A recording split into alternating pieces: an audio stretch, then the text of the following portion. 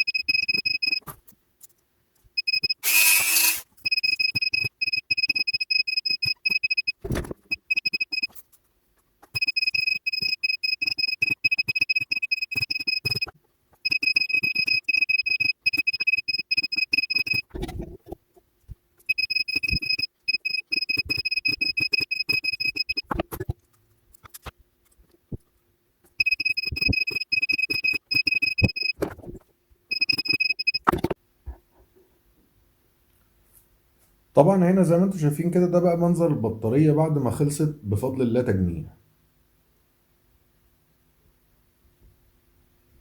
هنبدأ هنا بقى نقيس الفولت بقى بعد ما جمعنا البطارية ونشوف البطارية فيها كام فولت. بص كده كام فولت؟ 83 فولت. هنثبت هنا البطارية بالدكت تيب ده عشان تبقى الدنيا معانا في امان.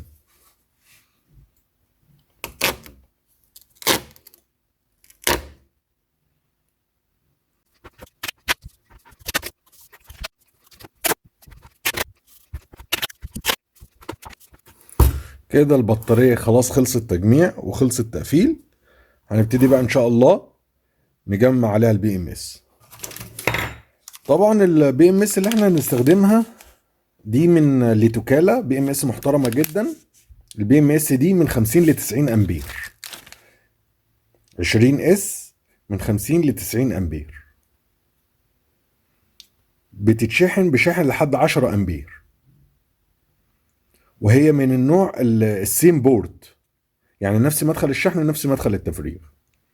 وفيها بروتكشن سنسور وايكولايزيشن كارنت، يعني التوازن ما بين التيار.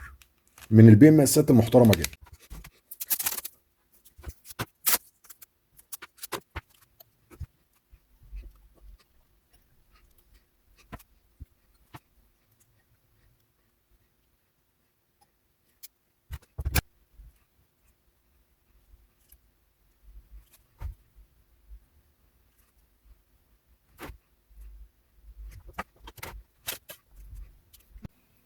هنبدأ هنا نجمع الطرف الموجب بتاع البطارية.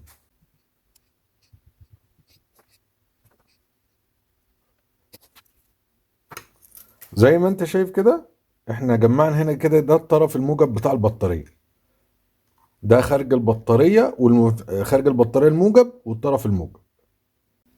بعد كده هنبتدي نجمع الطرف السالب، بس ده سالب البي ام اس مش سالب البطارية.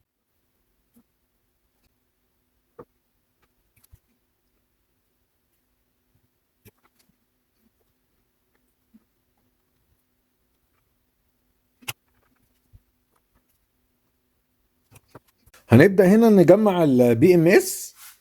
اول حاجة هعزل الطرف ده عن جسم البطارية بالكابيتون.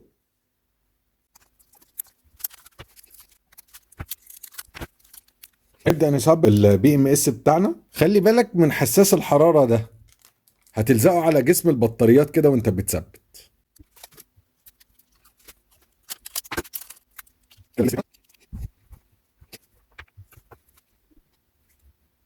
ده سالب ده السالب بتاع البطارية بيدخل على البي ام اس على طول. هنبدأ هنا نجمع سلوك البالانس بتاعت البي ام اس. هنبتدي دايما زي ما احنا عارفين بالطرف السالب، وبالنسبة لنا بيبقى واحد، ونمشي بالترتيب بقى. ادي السالب واحد، وبعد كده تاني طرف،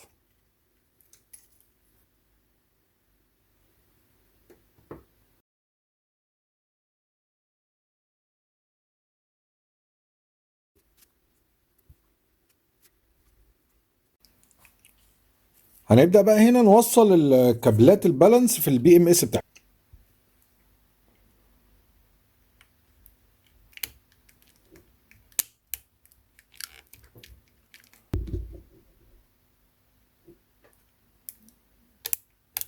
كده المفروض لو احنا قسنا الفولت ما بين الخارج بتاعنا الموجب وهنا والسالب يدينا ال 83 فولت. الاول هنلحم الخارج السالب بتاعنا.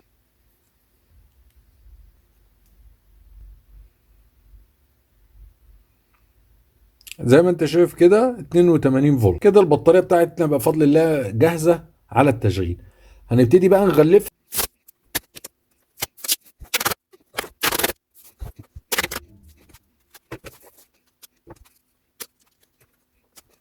هنبتدي نجرب الاول الشحن بتاعها. ده شاحن 72 فولت 5 امبير.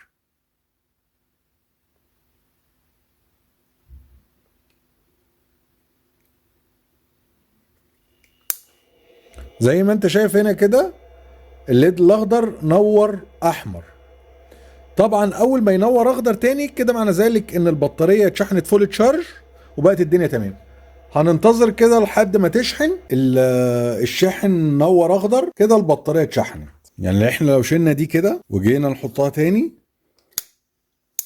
خلاص كده البطاريه فول تشارج. وزي ما انت شايف كده اهي بطاريه 84 فولت. هنغلفها بقى بالشرينك بتاعنا. ناخد مقاسها.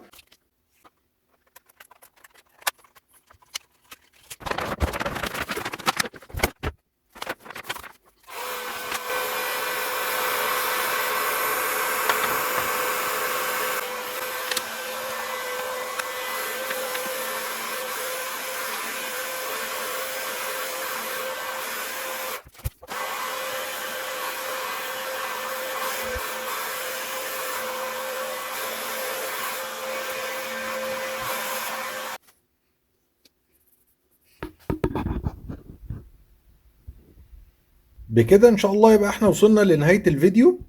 اتمنى لو الفيديو عجبك تدعمنا بلايك وشير وسبسكرايب، ولو في اي استفسار سيبهولي في التعليق وان شاء الله هنرد عليك. شكرا لكم، السلام عليكم ورحمة الله وبركاته.